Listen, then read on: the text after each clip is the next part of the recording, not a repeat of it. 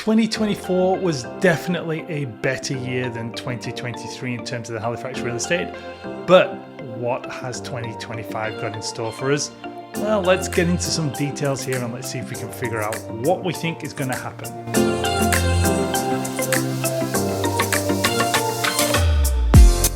Okay, we are done. 2024 is finished. We are here in the start of 2025.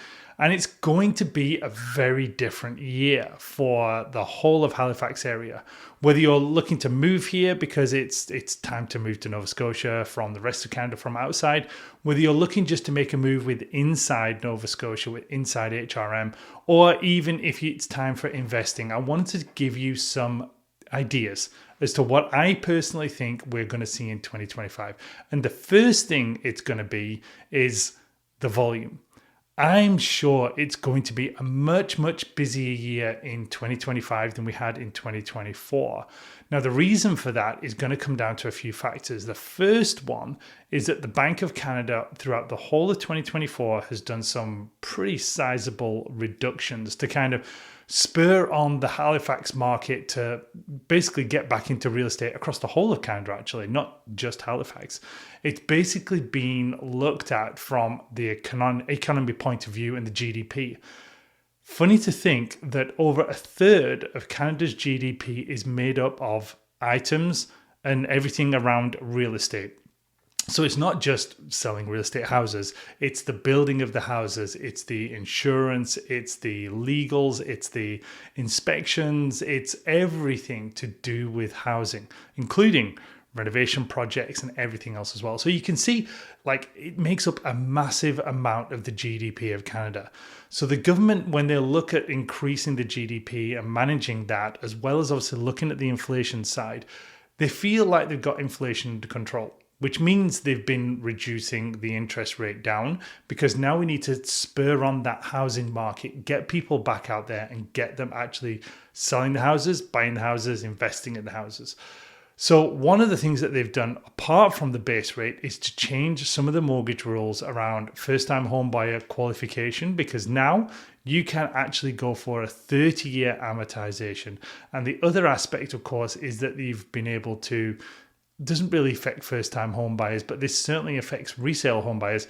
And for Halifax, not really going to affect us too much because we don't do a lot of sales. Although we just did the stats and 5% of Halifax sales were over $1 million list prices, sale prices. So yeah, 200 and something houses out of the activity for the 4,000-ish for the year were actually over $1 million. So I say we don't do a lot, but like it seems like a fairly chunky number. But that is basically allowing people to qualify now with CMHC insurance at $1.5 million or above. So now all of a sudden people can take on bigger mortgages. They can look at higher price points. But does that really affect Halifax? Probably not. Has it been put in place because of Toronto and Vancouver and their average sale prices? Definitely yes. So that aspect is definitely there to spur on the Vancouver, the Toronto markets. Not really going to have a massive effect, but you never know. Like that could be one of those factors that people look at from a mortgaging point of view and say, oh, wow, all of a sudden now I might be able to actually qualify for over $1 million with CMHC insurance.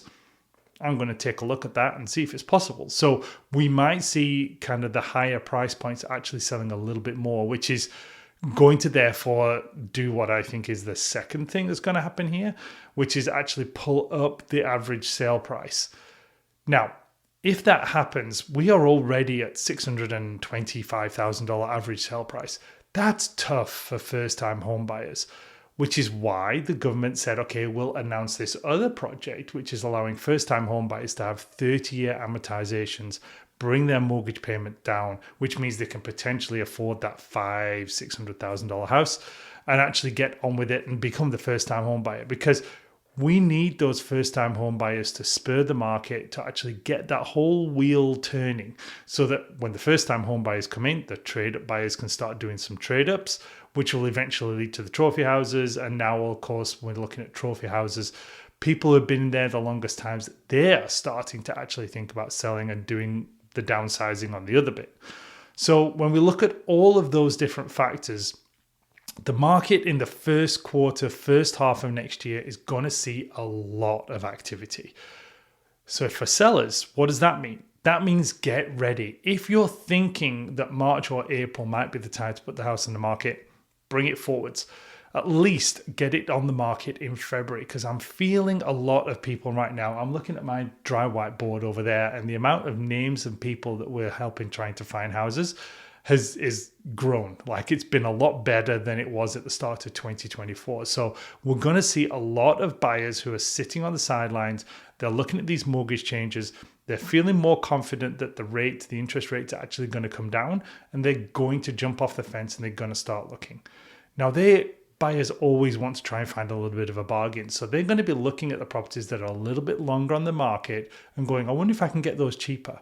But also, if you're fresh and new to the market, you will get a lot of viewers. You will get a lot of people wanting to look at it. So from a selling point of view, factor in that you want to actually be coming in like the first week of February to be on the market when you're kind of that new shiny property. People have got over the kind of, let's say, Christmas hangover when they've spent a lot of money and they're starting to go, okay, now we need to get back on track, do what we want to do, get that first time home. So sellers, first half of the year is going to be busy.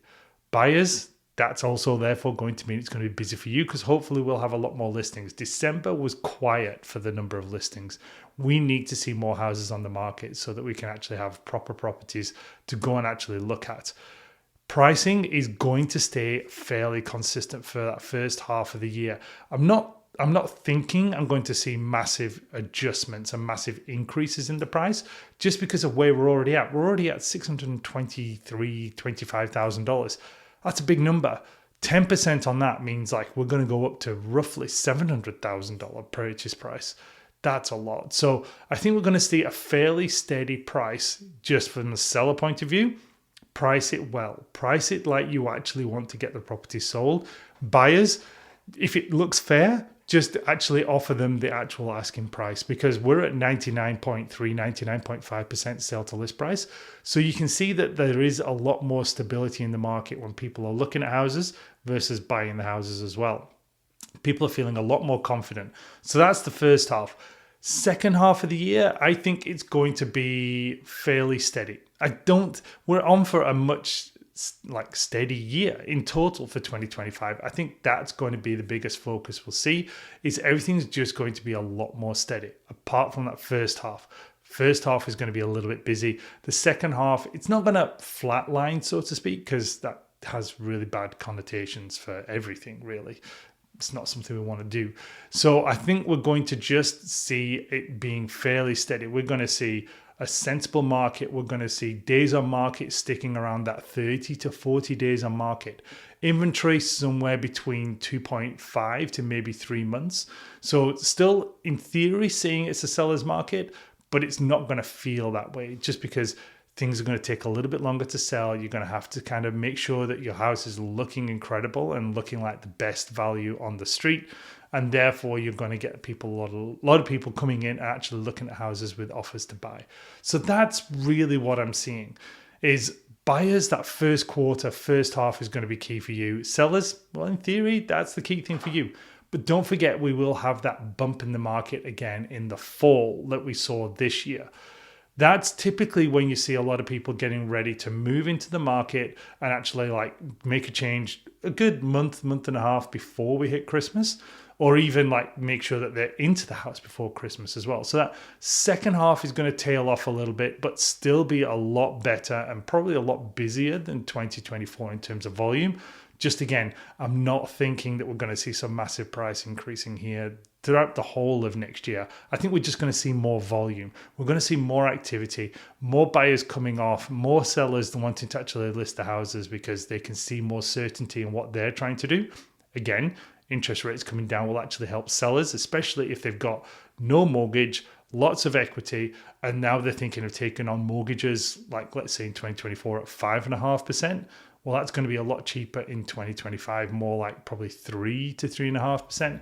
So it's going to make them feel like they can do what they want to do by potentially taking on a little bit more of a mortgage again. So those are the 2025 predictions. Will they come true or not? Well, do you know what?